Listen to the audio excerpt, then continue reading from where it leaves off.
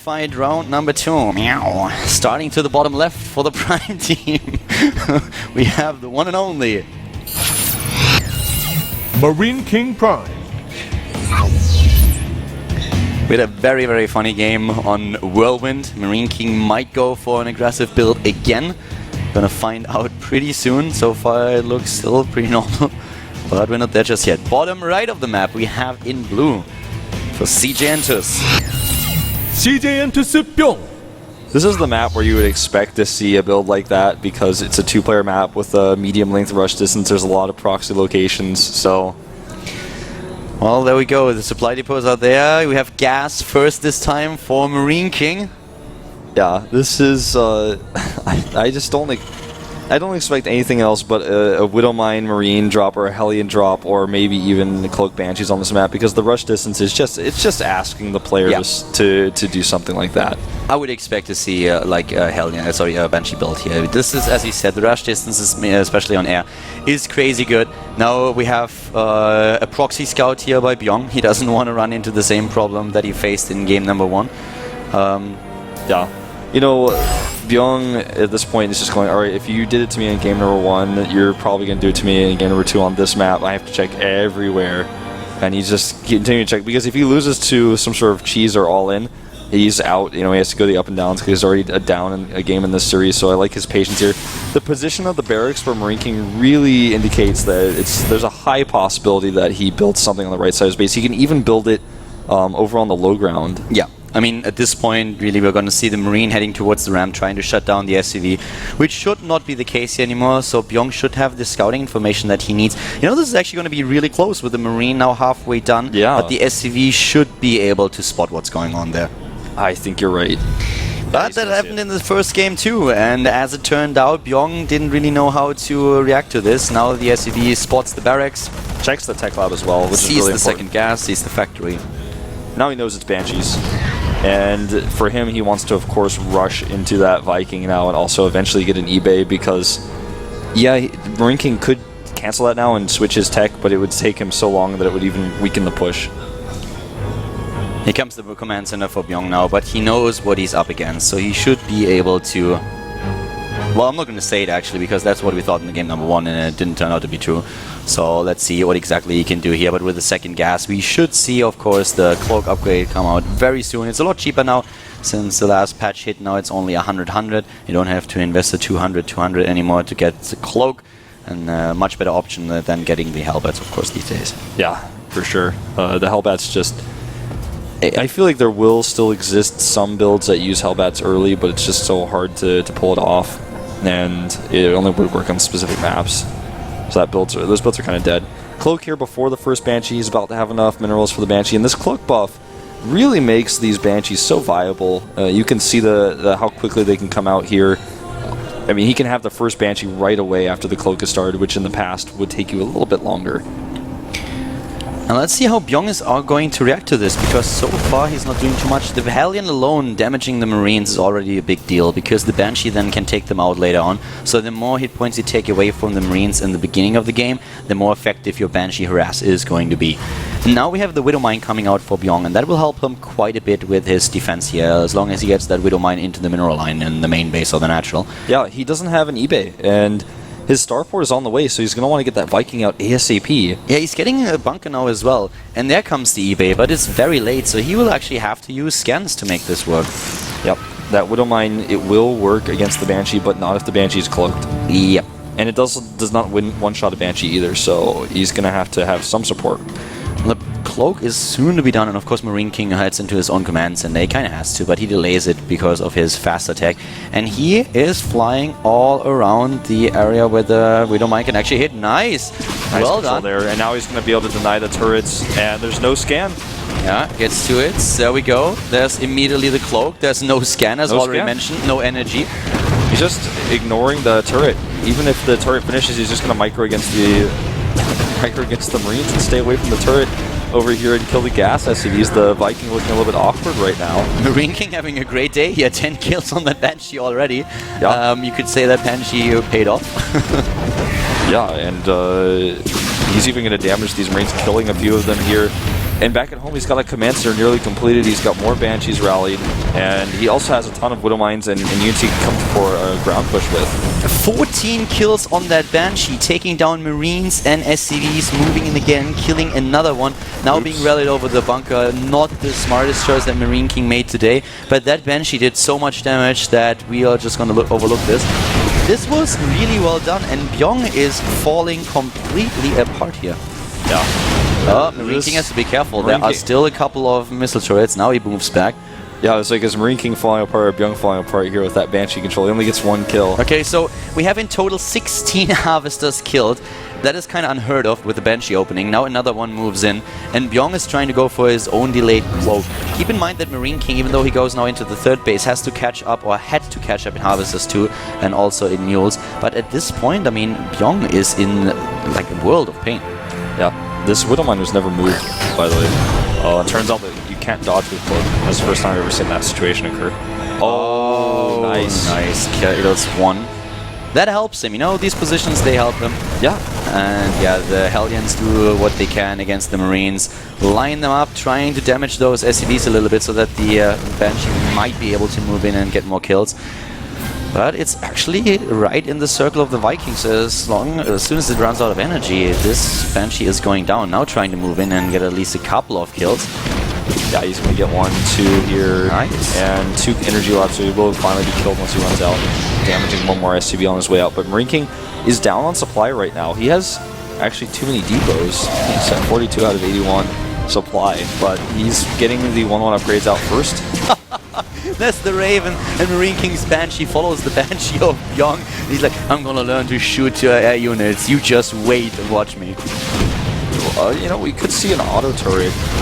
I would actually like to see that. Does he have enough energy? He's just waiting for Marines here and is trying to position his Widow Mines properly. So Bbyong is doing a lot more damage with this than I expected. Look at that, there's 16 kills already! Yeah, he's actually taking 17, he's going up to 18! He's taking a lead that's probably unrecoverable for MarineKing. MarineKing's supply now down to 40. He has 10 harvests less than his opponent. The only advantage he has in this game are his upgrades. Talking about things that shouldn't have happened. I mean, we were talking about MarineKing's harass against Bbyong, that was pretty incredible. But now the CJ Entus player is returning the favor. I'm not quite sure why he runs away from that Banshee. That can't hit you. I don't know why MarineKing just refused to make turrets. He saw the Banshee cloak a long time ago. He also made the Raven, and he never made Vikings or turrets. If he has turrets there, then this is so much easier to deal with. Yeah, the turret, if it's avoided, is not going to be useful, but he should at least make 1.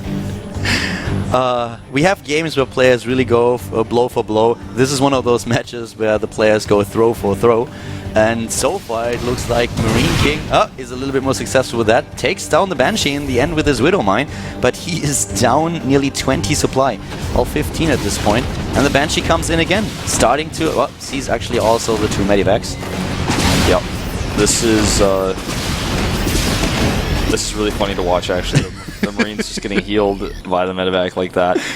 And Bbyong decides he's not going to... He sees all those Marines and he's like, well, I can't make this push work. It's actually so awesome. The Medivacs run in, there's a cloaked Banshee, and the Medivac tells the Marines, okay, shoot. And they're like, what? There's nothing. Like, we can't see anything. Just shoot. You'll hit something eventually. Yeah. There we go. Push from MarineKing, well, that was like a massively unnecessary stim, but he still is going to be able to recover those hit points. This push only works if he elevators into the main base. Attacking the front directly is, of course, never going to work in a million years. Exactly. Against the siege-up tanks here, this is not going to work. He has 1-1, though. In Harvesters, they're actually pretty even right now, and also in Army Supply, they are dead even. And as you said, the 1-1 is definitely there. That's something that he can use, but we might see the elevator in the main base, and this is exactly why we see another missile turret, and also, of course, now that siege tank for Bbyong. MarineKing just decides to go for it. He runs right into the main base here with his units. The Banshee's targeted siege tank. He stims in and takes it down. And Bbyong is exposed here a little bit. Yeah, he's in a bit of an awkward position right now. Even though his own missile turret is doing a significant amount of damage, that Banshee taking down siege tanks is getting another kill. And that is really worth it. He needs to target it now, down. He needs to send it over there and kill that last siege tank. If he can do just that, he could do so much with this push. But as it is, he's pushed back. He's pushed back for now, but he took down most of the siege tanks. The ones that are in the main base, on the other hand, they really made the defense work. +2/+2 has been started, so MarineKing in upgrade still taking that lead. Yeah, he's also going to take a quick third here. even though if you look at the supply, it looks like Bbyong is in a great spot here, and he's just got this big army. The position for MarineKing as the game goes longer is much better, and as long as we don't see a whole lot more weird situations happening, I would give MarineKing a slight edge here. But you never know with these two. You know, when you told me, when you said earlier it's about who has the worst TVT, I was like, well, that's kind of mean. But when I watched this, I'm like, no, it's just true. Oh, he's going to catch these medevacs. MarineKing saw the medevacs earlier, and he's really trying to trap him here. Can he get this down? It looks like he will. Yeah, Bbyong is moving in with what he has, but he's trying to just at least afterburn those medevacs away.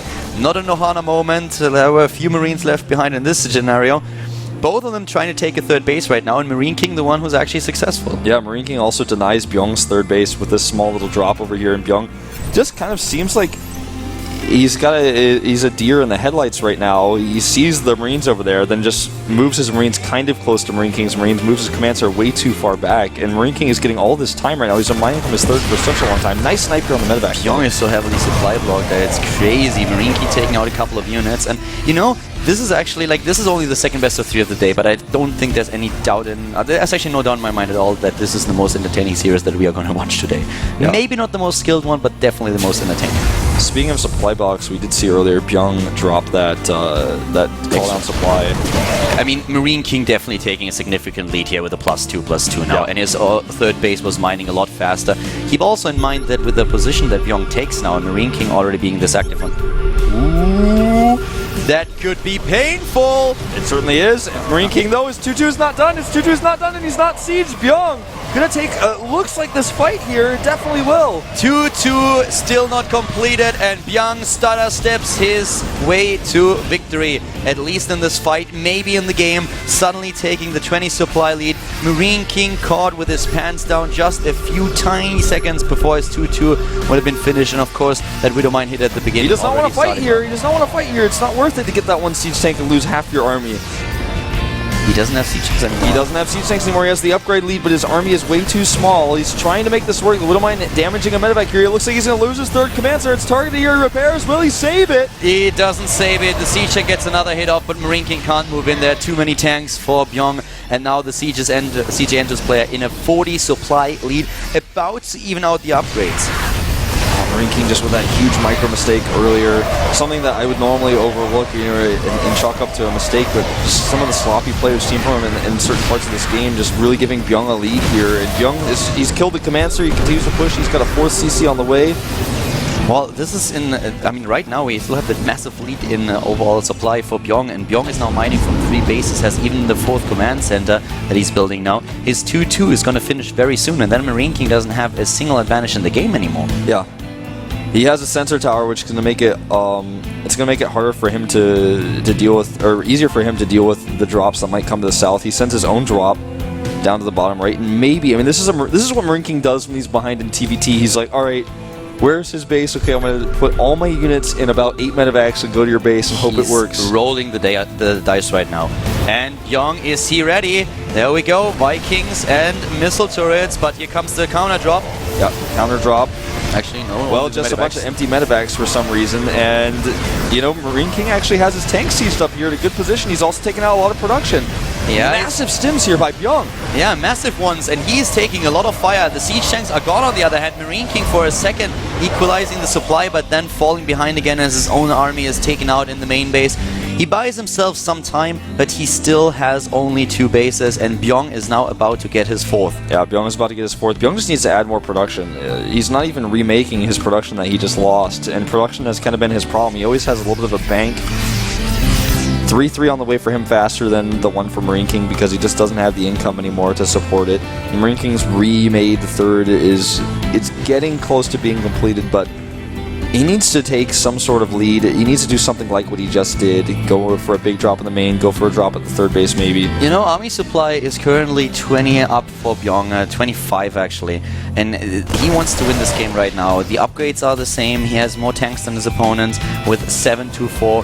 He has 20 additional Marines. And he is moving in right now. The siege up is a little bit late. One tank is being taken out. But MarineKing might be able to hold this actually. You know, Bbyong having his tanks a little bit too far back, but not enough. And GG, I think that's the fastest I've ever seen MarineKing GG when he was behind. Yeah. Well, I think this was a game of Banshees. Yeah. If I had a like a name for this series, if it was like the name of a chapter in a book, it would just be like Banshees and Bad Choices. Well, as it is, we are going into map number 3. And MarineKing, of course, he won on Whirlwind. And then on Newcock, it is Bbyong who takes us into the final game in this best of 3 series.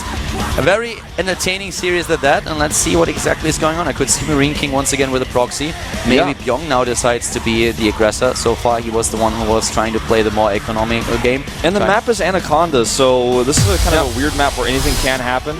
There's actually 2 bases you can take as a Terran player on this map with your CC, so could definitely see 1 or 2 of these players taking the backdoor expansion first. A little bit more secure and a little bit more hard to scout. So we'll see.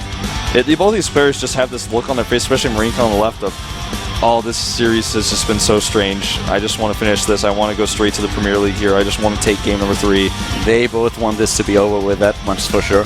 Well, TBT once again for both of them. MarineKing going up against Bbyong here. Anaconda is the last map. The winner goes to the WCS Premier League, and the loser will have to go through the up and downs. That's of course a place where MarineKing doesn't want to be. Very bad experiences there. Bbyong, same is true for him. Both of them are 1 map win away from going to the Premier League right away. Anaconda being the map here, the WCS Challenger League. And we are going into the 3rd game of the 2nd series today here at GOMTV. Match brought to you by Carl and Wolf.